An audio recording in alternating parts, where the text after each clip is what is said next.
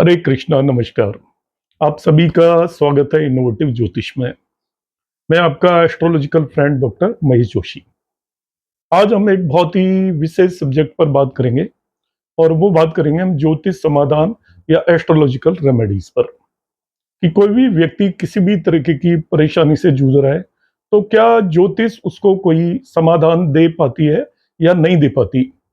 और कई बार हम कोई भी समाधान या रेमेडीज करते हैं, उसके हमें पूरे लाभ नहीं मिलते और हम कष्टों से दूर नहीं हो पाते। अब वीडियो को एंड तक देखिएगा। मैं इसका एक ईमानदार एनालिसिस आपके सामने करने की कोशिश करूंगा। देखिए, हमारा जो जन्म है भारतीय ज्योतिष के अनुसार, हम एक कोई भी पर्सन बॉर्न होता है, उसकी जिंदगी के अंदर जो भी घटनाएं घटित होंगी, वो पूर्व जन्म कर्मों से गाइडेड होती हैं। हम पिछले जन्मों में किस तरीके के कर्म कर कर आए हैं, उन सभी कर्मों का यहाँ पर आकर हमें फल लेना होता है, जिसे हम प्रारब्ध बोलते हैं। तो प्रारब्ध में हमारे जो भी कर्म होते हैं, उनके बेस पर हमारी जिंदगी के अंदर अच्छी और बुरी घटनाएं घटित होती हैं। जब कोई भी व्यक्ति किसी भी कष्ट में होता है, तो वो फिर एक एस्ट्रोलॉजर के पास जाता है। एस्ट्रोलॉजर उसकी कुंडली को देखकर, पहचान कर, समझ कर उसके कष्ट का कारण जानता है और उसके बाद उसे रेमेडीज बता देता है। मगर हम देखते हैं कि कई बार आपकी जो रेमेडीज हैं वो काम नहीं करती। तो इसका सबसे पहला और सटीक नियम यह है कि आपकी कुंडली में यदि कोई घटना होना नहीं लिखा है, जिसे हम बोलते हैं प्रॉमिस, यदि किसी बात का प्रॉमिस नहीं है, तो आप ये 100% मान लीजिए वो घटना आपकी लाइफ में घटित नहीं होगी। सपोज किसी व्यक्ति की कुंडली में मैरिज नहीं होने का प्रॉमिस लिखा हुआ है कि उसकी शादी नहीं हो सकती, कुंडली में योग नहीं है, तो आप कितने भी उपाय या रेमेडीज कर लीजिए, शादी होना संभव नहीं है, वो असंभव है। तब जब हम ऐसे चीजों की रेमेडीज करते हैं जिसका योग आपकी कुंडली में नहीं है, तो आप कितनी भी रेमेडीज कर लीजिए, आपको आखिर में निराशा हाथ लगेगी और वो रेमेडीज आपकी बिल्कुल भी काम नहीं करेंगी। अब रेमेडीज कब काम करती है और हमें क्यों करनी चाहिए और ज्योतिष की क्या आवश्यकता है। रेमेडीज की हमें जरूरत होती है कि आपकी कुंडली में कोई योग है। तो बस आपकी कुंडली में कोई योग है मगर उसके अंदर परेशानियां आ रही हैं, तकलीफें आ रही हैं। अब उन तकलीफों को दूर करने के लिए हम एस्ट्रोलॉजिकल रेमेडीज को यूज कर सकते हैं। एस्ट्रोलॉजिकल रेमेडीज, यदि आपकी कुंडली में कोई प्रॉमिस है, आपकी कुंडली के अंदर योग है, मगर वो घटना घटित नहीं हो रही है, तो रेमेडीज उसको एक्सपीडाइट करेंगी, जल्दी करने में आपकी मदद करेंगी। अब रेमेडीज के बहुत सारे आधार है। अब जितने लोग जाओगे वो अपने अपने तरीके से एस्ट्रोलॉजिकल रेमेडीज आपको देते हैं, मगर मैं आपको शास्त्रों के बेस पर, बृहद पाराशर होरा शास्त्र हमारा मुख्य शास्त्र है एस्ट्रोलॉजी के अंदर, और उसके अंदर बगैर किसी टोने टोटकों के बहुत ही अच्छी रेमेडीज बताई गई हैं। उनके बारे में मैं यहाँ पर आपको लाइट डालने की आज कोशिश करूंगा। बृहद पाराशर होरा शास्त्र का पहला दो नियम आप सबसे पहले याद कर लीजिए। यदि आप एस्ट्रोलॉजिकल समाधान चाहते हो, ज्योतिष का मतलब समाधान है, ज्योतिष का मतलब भविष्यवाणी करना बिल्कुल भी नहीं होता कि हम आपके बारे में बता दें आपकी कब शादी होगी, आपके कब बच्चे होंगे, आगे जाके अमीर होंगे, गरीब होंगे। ये ज्योतिष का काम है नहीं। ज्योतिष का काम है, जैसे एक डॉक्टर का काम होता है, डॉक्टर के पास कोई व्यक्ति आया तो वो उसका बीमारी का उपाय करे, तभी तो डॉक्टर का एक्चुअली रेलिवेंस है, अदरवाइज डॉक्टर का कोई रेलिवेंस नहीं है। इसी तरीके से ज्योतिष के पास यदि कोई व्यक्ति आया, तो हम उसकी परेशानियों का कारण जाने, पहचाने और उसके बाद उसका कोई समाधान दे, तभी उस व्यक्ति के तकलीफों से उसे मुक्ति मिलेगी। तो हमें क्या करना है, बृहद पाराशर शास्त्र के आप नियमों को फॉलो करेंगे तभी रेमेडीज काम करेंगे, अदरवाइज कर ही नहीं सकती। पहला नियम यह है कि हम जो इस जन्म में जन्म लेते हैं वो कर्म करने के लिए लेते हैं, और कर्मों पर हमारा आधिपत्य होता है। हम सोच समझकर कर्म कर सकते हैं, हमें कर्म करने की आजादी होती है कि हम अच्छे कर्म करें या बुरे कर्म करें। तो आपकी रेमेडीज काम करने की पहली शर्त यह है कि आप सही कर्म करिए। तो आप यदि किसी भी तरीके का ज्योतिष उपाय लेना चाहते हैं, तो सबसे पहला नियम यह है कि आप अपने कर्मों को सुधार लीजिए। आपका 50% उपाय हो जाएगा। करंट कर्मास को आप इंप्रूव करिए। अब कर्मास में क्या होता है कि आप सपोज कुछ गलत काम कर रहे हैं और आप चाहते हैं कि मैं गलत काम भी करता रहूं और भगवान की मैं आराधना कर लूं, मंत्र पढ़ लूं तो मेरी रेमेडी हो जाएगी। ऐसा बिल्कुल भी संभव नहीं है, क्योंकि हम भगवान को मिसगाइड नहीं कर सकते। भगवान या कुंडली में बैठे हुए ग्रह आपके करंट कर्मास को लगातार वो नोटिस करते रहते हैं, और आपके जैसे भी कर्म होंगे यदि आपके कर्म अच्छे नहीं है तो आपकी रेमेडीज शून्य हो जाएंगी, उनका कोई भी यूज नहीं है। तो पहला नियम ये ध्यान रखेंगे कि आप अपने कर्मों को सुधार लेंगे, तभी आपकी ज्योतिष रेमेडीज काम करेंगी। कर्मों के बगैर कोई भी ज्योतिष रेमेडीज आपकी बिल्कुल भी काम नहीं करती। अब दूसरा ये है कि मैंने एक शॉर्ट डाला था पीछे, आपकी कुंडली में आपके लिए दो तरीके के देवता बने होते हैं। एक होता है आपका कुल देवता और एक होता है आपका इष्ट देवता।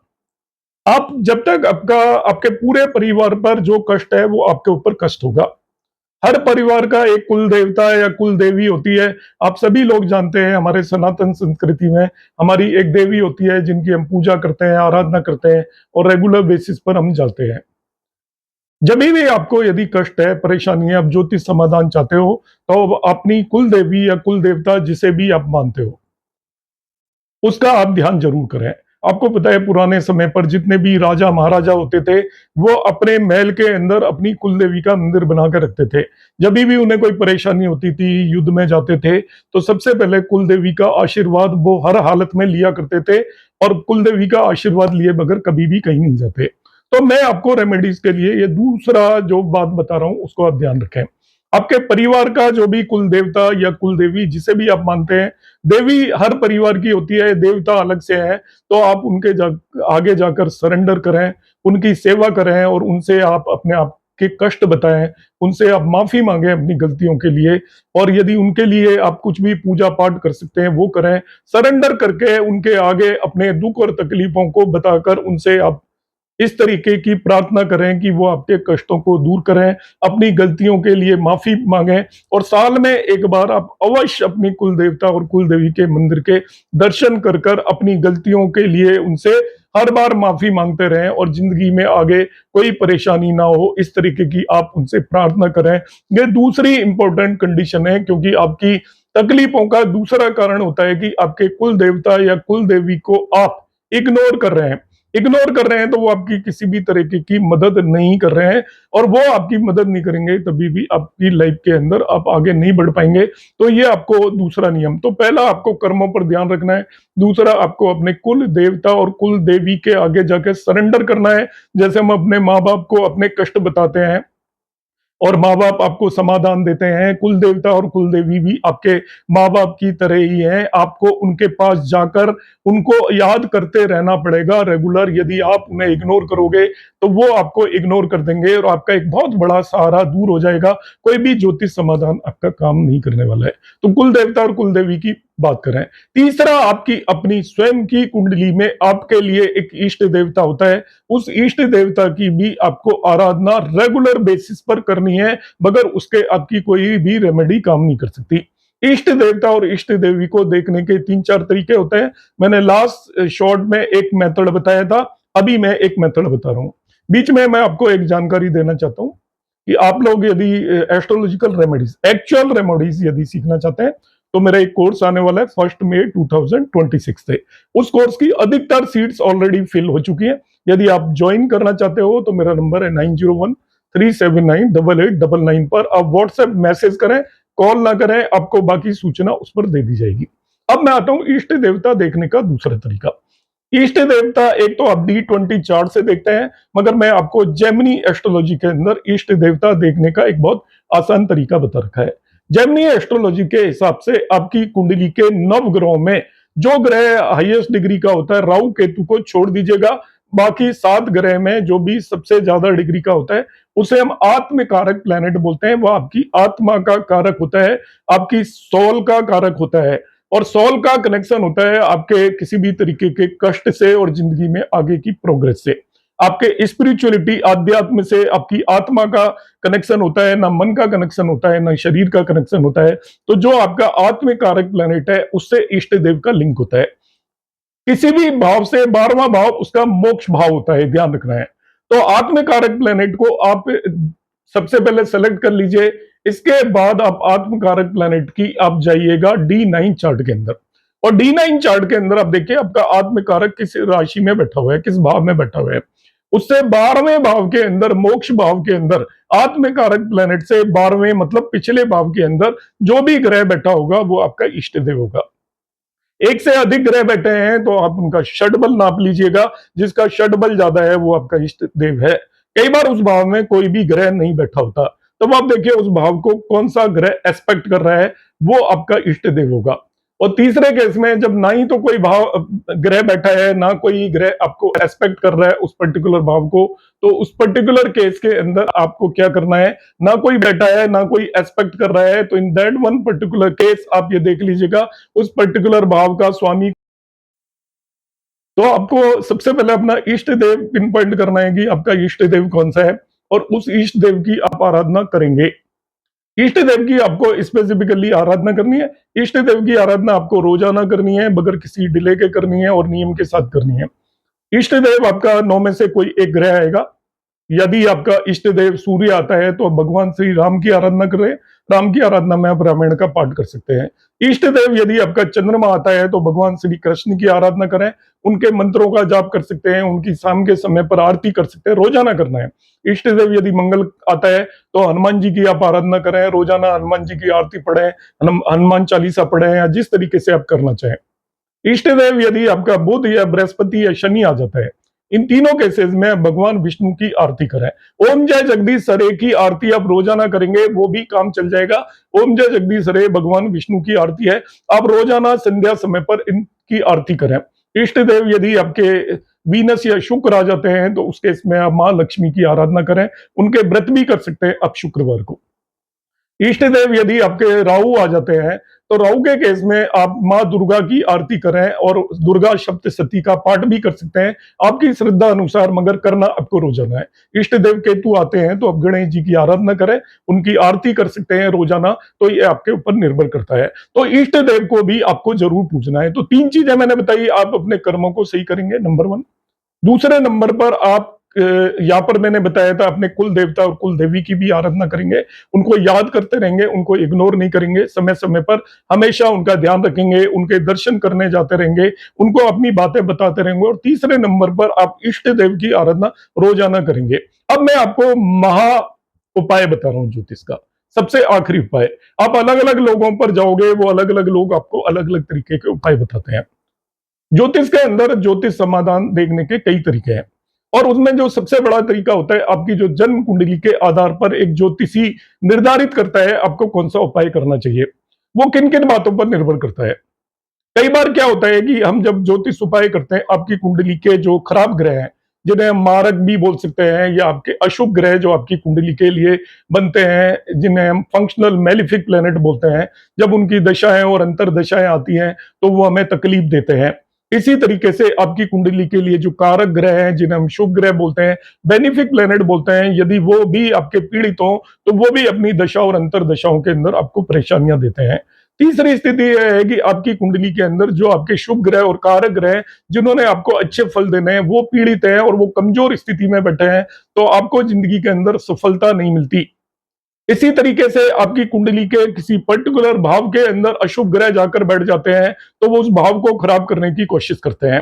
तो आपकी कुंडली के अंदर बहुत सारे ऐसे योग बनते हैं जिससे आपकी जिंदगी के अंदर परेशानियां होती हैं, या आपके होते हुए काम नहीं बनते। तो इन सभी ग्रहों का हम एक कुंडली देखकर एनालिसिस करते हैं। एक जो ज्ञानी ज्योतिषी है वो आपको देखकर आपकी तकलीफों का कारण वहां पर ढूंढ पाएगा, और तकलीफों का कारण ढूंढकर उस ग्रह से रिलेटेड आपको अलग अलग तरीके के उपाय बताने की कोशिश करता है, उस भाव से रिलेटेड उपाय बताने की कोशिश करता है। कुछ उपायों में हमें कमजोर ग्रहों को बली करना होता है, कुछ उपायों में हमें जो अशुभ ग्रह दे रहे होते हैं उन ग्रहों को कमजोर करना होता है। यदि आपकी कुंडली के अंदर कोई अस्त ग्रह है तो वो कमजोर हो जाता है, और अस्त ग्रह अपनी दशाओं में, अंतर दशाओं में आपको अच्छे फल नहीं देता। इसी तरीके से जो नीच के ग्रह होते हैं वो आपको बुरे फल देते हैं। तो हमें निर्धारित करना होता है कि आपकी कुंडली के अंदर कौन से अच्छे या बुरे फल हैं। अब ये एक पूरी आपकी स्टडी है, हम कैसे निर्धारित करेंगे। मगर हमें ज्योतिष समाधान चाहिए और हम इतना पढ़ना भी नहीं चाहते, तो मैं आज आपको एक मास्टर रेमेडी दे रहा हूं जो सभी रेमेडियों के ऊपर है। आपको किसी स्पेसिफिक रेमेडी की जरूरत नहीं है, यदि आप ये करेंगे तो आपको सभी परेशानियों से मुक्ति मिल जाएगी। ब्रह्म पाराशर होरा शास्त्र में पाराशर जी ने कहा है कि आपके जितने भी ग्रह हैं वो विष्णु भगवान के अवतारों से रिलेटेड है।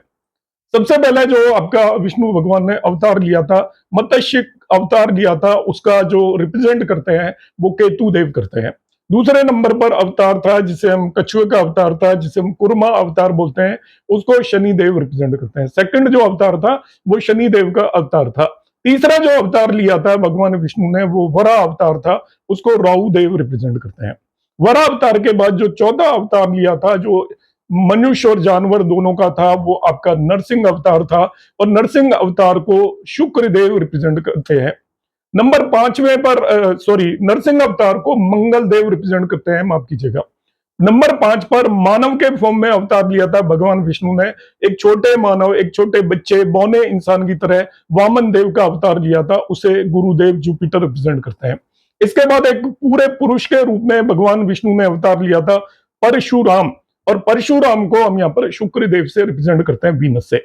इसके बाद भगवान श्री राम के रूप में अवतार लिया था भगवान विष्णु ने, उन्हें हम सूर्य से रिप्रेजेंट करते हैं, भगवान राम सूर्यवंशी थे। इसके बाद भगवान श्री कृष्ण के रूप में अवतार लिया था, और कृष्ण चंद्रवंशी थे तो उन्हें चंद्रमा की फॉर्म में रिप्रेजेंट करते हैं। और नवा अवतार महात्मा बुद्ध का माना जाता है, जिन्हें हम बुद्ध की फॉर्म में रिप्रेजेंट करते हैं।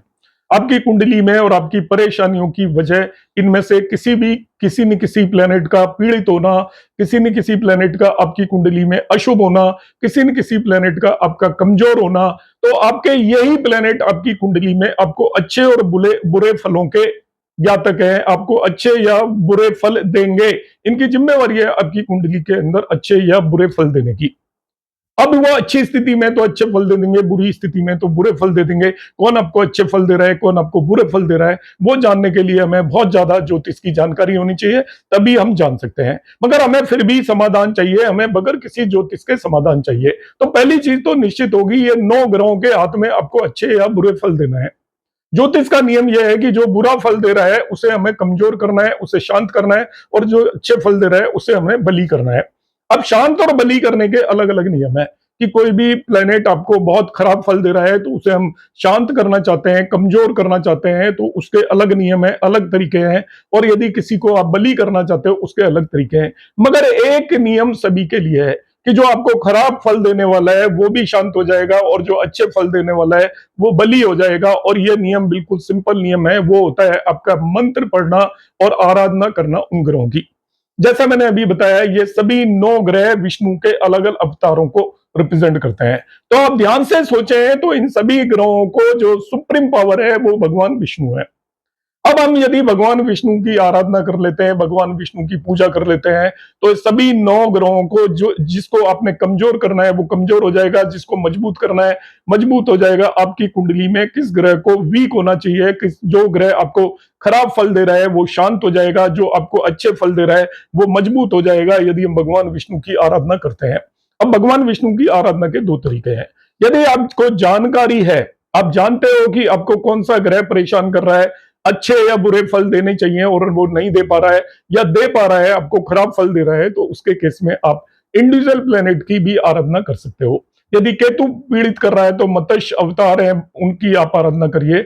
यदि आपको शनि पीड़ित कर रहा है तो जो आपका कछुआ अवतार है भगवान श्री विष्णु का, जिससे उसकी आप आराधना कर सकते हो। तीसरा, यदि इसी तरीके से राहु आपको पीड़ित कर रहा है तो वराह अवतार के मंदिर में यदि आपके पास अवेलेबल है, आप जाकर उनकी आराधना कर सकते हो। इसी तरीके से हम स्पेसिफिक जो अवतार है उनके मंदिर में जाकर यदि भगवान की आराधना करेंगे, पर्टिकुलर प्लेनेट के बारे में आपको जानकारी है कि वो प्लेनेट आपका पीड़ित है, कमजोर है, आपको परेशान कर रहा है, या उसे मजबूत होना चाहिए, दोनों केसेस में उनके मंदिर में जाकर आप रेगुलर बेसिस पर आराधना करेंगे तो आपकी वो कष्टों से आपको मुक्ति मिलेगी।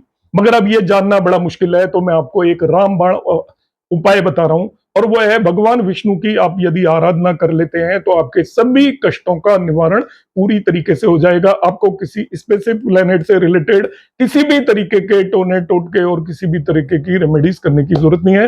और भगवान विष्णु का सबसे बड़ा जो मंत्र है वो आपका विष्णु सहस्त्र नाम है।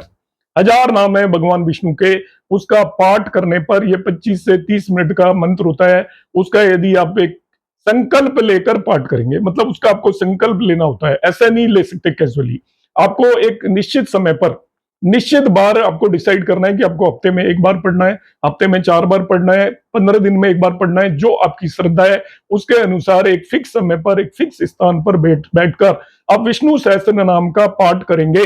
आप बुक ले लीजिए, साथ में आप यूट्यूब चैनल पर वो चला लीजिए, जैसे भी है उसका आप पाठ करेंगे रेगुलरली, तो आपको बिल्कुल सभी कष्टों से जो भी मुक्ति मिल सकती है वो मिल जाएगी। इसके अलावा कोई भी आपको एस्ट्रोलॉजिकल रेमेडीज काम नहीं कर पाएंगी। तो मैंने जो आपको 4 सूत्रीय कार्यक्रम बताया है, उसके बियॉन्ड कोई भी एस्ट्रोलॉजिकल रेमेडीज आपकी इन जनरल काम नहीं कर सकती। स्पेसिफिक रेमेडीज के लिए आपको एक एस्ट्रोलॉजर की मदद चाहिए होती है, मगर आप ये रेमेडीज कर लेंगे तो भी आपको पूरा ज्योतिष समाधान मिल जाएगा। सबसे पहले आप अपने कर्मों पर काम करेंगे। नंबर 2, आपके जो भी कुल देवता या कुल देवी है उनको आप लगातार याद करेंगे, उनकी पूजा पाठ करेंगे। तीसरे नंबर पर अपने इष्ट देव को रेगुलरली आप याद रखेंगे। और चौथे नंबर पर आप विष्णु सहस्त्र नाम का कंप्लीट पाठ करेंगे। आप कंप्लीट पाठ नहीं कर सकते तो इसका एक छोटा वर्जन होता है लघु विष्णु सहस्त्र नाम, वो भी कर सकते हैं। विष्णु सहस्त्र नाम के बहुत सारे मंत्राज हैं, उनको भी कर सकते हैं, जैसे श्री राम राम रामेति रमे न रामे मनोरमे सहस्त्र नाम ततुल्यम राम नाम वरानने। ये भी एक आपका लघु सहस्त्र नाम बोलते हैं इसे। इसका भी आप पाठ कर सकते हैं। आप पाठ करेंगे तो आपको एस्ट्रोलॉजिकल समाधान मिलेगा, आपकी जिंदगी के अंदर परेशानियों से आपको मुक्ति मिलेगी। नमस्कार, धन्यवाद, हरे कृष्णा।